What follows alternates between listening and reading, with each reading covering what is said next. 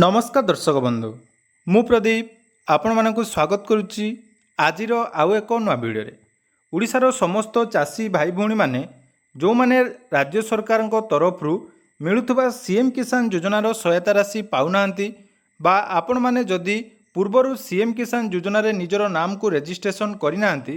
ताले वर्तमान सीएम किसान पोर्टाल रे नूतन चाषी पंजीकरण चालू रही। तेणु जो चाषी भाई भौणी माने क्षुद्र नाममात्र चाषी रे आवेदन करेंगे बा जो मानक पाखरे निजस्व जमी नहीं एग्रीस्टक्र फार्मर आईडी करनाहांती सेमाने भूमिहीन रे आवेदन करी राज्य सरकार तरफ मिलुवा सीएम किसान योजनार सहायता राशि पाइपारे। तेणु सीएम किसान पोर्टाल रे जो आपणकर नुआ आवेदन 6 जुलाई रु आरंभ होइतिला एवं वर्तमान आपण मानकर एनपीसीआई रो प्रॉब्लम जुगु बा सर्भर इश्यू पई सीएम किसान लो पंजीकरण किछि दिन हला बंद थिला। जो माने सीएससी सेंटर को जाई आवेदन करथिले बा आपण मानकर सेल्फ रजिस्ट्रेशन करुथिले सेमानकर आवेदन करिबा समय रे एनपीसीआई डीबीटी जाकी आपण मानकर वेरीफाई होउनथला। वर्तमान सही समस्यार समाधान हो सारी एवं पोर्टाल रे आपण मानकर सीएम किसान लो नुआ आवेदन सुरखुर भाव में चली।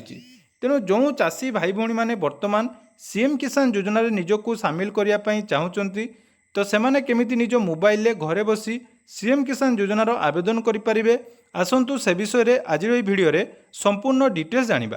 ता पूर्व जदि चैनल को प्रथम थर विजिट करचंती वीडियो को लाइक करेंगे, चैनल को सब्सक्राइब करने सहित पाखरे थिबा बेल आइकन को क्लिक करी ऑल रे सेट करदेवे एवं यही भिडियोटी फेसबुक बा इंस्टाग्राम रो देखुथिले आपण माने हमको फॉलो करदेवे जहाँद्वारा कि आम चैनल माध्यम आगक आसुवा समस्त गुरुत्वपूर्ण अपडेट आपण माने पाई परिबे। देखंतु राज्य सरकार तरफ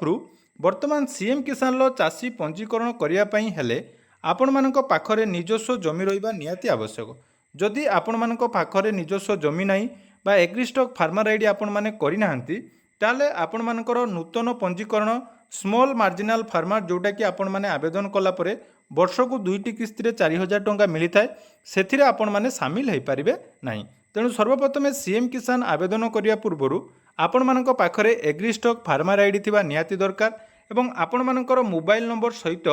जोटा कि आधार सहित मोबाइल नंबर लिंक थिबा दरकार एवं डीबीटी एक्टिव थिबा अकाउंट आपण मानक पाखरे थिले आपण माने सीएम किसान पोर्टाल रे नूतन पंजीकरण करि पारिबे। तेणु नूतन पंजीकरण करने पूर्व आपंकर आवश्यक डॉक्यूमेंट सर्वप्रथम रेडी करेंगे। कृषक ओडिशा आपण मानकर अपडेट थिबा दरकार एवं फार्मर आईडी आपण मानकर थिले आपण माने एटी आवेदन करेंगे। तेणु आवेदन करने पई आपण माने सीएम किसान ऑफिशियल पोर्टाल जोटा कि रही cm-kisan.odisha.gov.in से ऑप्शन रे आपण माने क्लिक कला परे देखंतु एटी गोटे ऑप्शन रही चाषी पंजीकरण। तो आपण माने चाषी पंजीकरण ऑप्शन ले क्लिक कर देबे।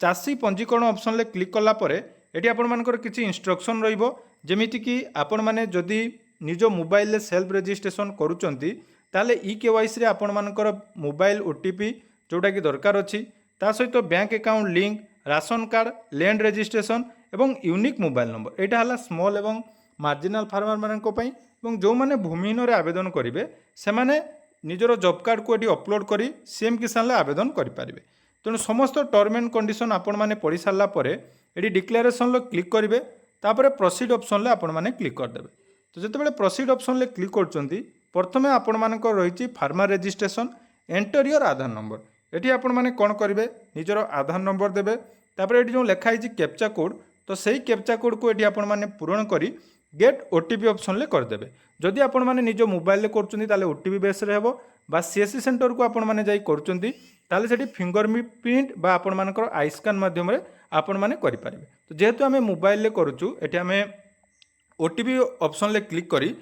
आपण मानकर आधार रजिस्टर मोबाइल नंबर जो ओटीपी की सबमिट कर देबे। तापर ऑप्शन देखंतु एठी रहिछि मोबाइल नंबर एठी आपण मानकु गोटे यूनिक मोबाइल नंबर देबा पई पड़िबो जो नंबर कि आपण मानकर पूर्वरु कोनोसी भी व्यक्ति नाम रे सीएम किसान ले रजिस्ट्रेशन होई नथिबा दरकार। तो मोबाइल नंबर दे सारला परे ता परवर्ती ऑप्शन ले आपण मानकर देखंतु एठी मोबाइल नंबर वेरिफिकेशन हबो। तो जदि आपण मानकर आधार रजिस्टर मोबाइल नंबर टी यूनिक अटे अर्थात से नंबर पूर्वर कौन भी व्यक्ति सीएम किसान एप्लाय करना ताले से समान नंबर देदेवे जहाँकि परवर्ती समय आपण मानकर हेल्पफुल हम। तो आधार ओटीपी एवं मोबाइल ओटीपी आपण माने दे सारा पुणी थे गोटे वेरीफाई ऑप्शन अच्छी तो से वेरीफाई ऑप्शन ले क्लिक करदेवे। देखो वेरीफाई ऑप्शन ले क्लिक कलापर ये आपण मानकर आसो फार्मर टाइप। फार्मर टाइप कौन ना आपण मैंने जानी सीएम किसान दुई प्रकार रही गोटे रही क्षुद्र नाम मात्र चाषी এবং ভୂমিहीन जो मैंने क्षुद्र नाममात्र चाषी आप्लाय करेंगे से मैंने एसएमएफ जोटा कि फास्ट ऑप्शन अच्छी से ऑप्शन क्लिक करेंगे भूमिहीन आप्लाय करने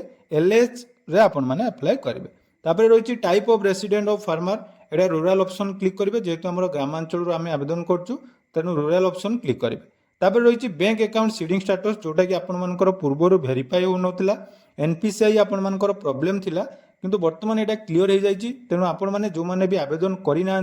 जल्दी जल्दी आवेदन कर दिंतु सिस्टम वर्तमान ठीक भाव में चलुची सर्भर ठीक अच्छी ना परवर्ती समय पुणी थे असुविधार सम्मुखीन होगापी पड़ो तो सेठी भेरीफाई कर सारापर देखूँ आपण मानकर सबुकिछि डिटेल्स जोटा कि आपण माने कृषक ओडिशा एवं फार्मर आईडी रे डिटेल्स देइथिले एवं आधार कार्ड डिटेल्स अनुसार आपण मानकर नाम आपण मानकर सबुकिछि डिटेल्स सेठी ऑटोमेटिक आसीजिवो डेट ऑफ बर्थ जेंडर सबुकिछि आसी सारा परे केवल गुटी आपण मानकर ऑप्शन एठी फिल अप करिया पई पड़िबो फादर मदर बा हजबैंड आपण माने जहांको नाम एठी देइ देबे तापरे पिन कोड नंबर दे देले राशन कार्ड नंबर एठी आपण माने एंटर कर देबे तापरे रहिछि देखंतु कैटेगरी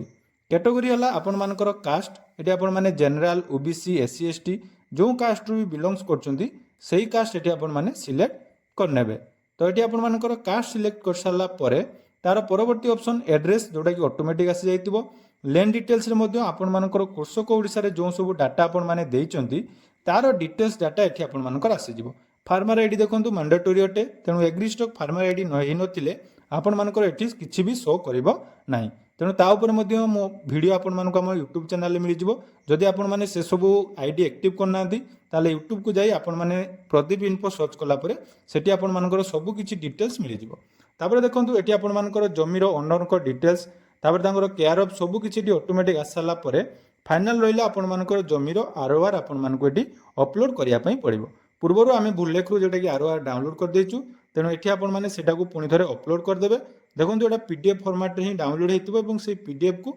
डायरेक्ट आपण माने एठी अपलोड कर देबे तो देखो एठी आपण मानकर आरओआर अपलोड हे सारला परे पुणी थरे आपण माने निजरो डाटा को पुणी थरे टिके वेरीफाई कर देबे जदि कोनोसी आपण मानकर प्रॉब्लम थिबो ता आपण माने देखि पारिबे तापर देखो एठी टर्म एंड कंडीशन लो सब किछि ऑप्शन जेमिति कि हमर कृषक ओडिसा ठीक अछि जो जो डाटा देचे ता आपण मानकर ठीक अछि सब किछि आपण मानकर टर्म एंड कंडीशन को आउथरे सिलेक्ट कर देबे सिलेक्ट कला परे फाइनल सबमिट ऑप्शन आपण मानको सामने आसीबो तेणु फाइनल सबमिट ऑप्शन ले आपण मानकर देखंतु यस सबमिटेड ऑप्शन ले क्लिक कर देबे तो फाइनली आपण मानको रजिस्ट्रेशन कंप्लीट हो गला निज मोबाइल आपण माने घरे बसी एही प्रोसेस रे सीएम किसान लो नुवा रजिस्ट्रेशन करि पारिबे रजिस्ट्रेशन कंप्लीट होला परे एटी आपनकर टोकन नंबर जनरेट हे जिवो जहार स्क्रीनशॉट मध्य आपण माने नै पारिबे बा आपण मानको मोबाइल नंबर को मध्य एटा मेसेज आसीबो नले पीडीएफ मध्य आपण माने डाउनलोड करि पारिबे तेणु यह थिला सिंपल प्रोसेस जो प्रोसेस को आपण माने फॉलो करी निज मोबाइल रे सीएम किसान लो आवेदन करिवे तेणु जो माने भी आवेदन करनांती एही वीडियो देखि जल्दी जल्दी सीएम किसान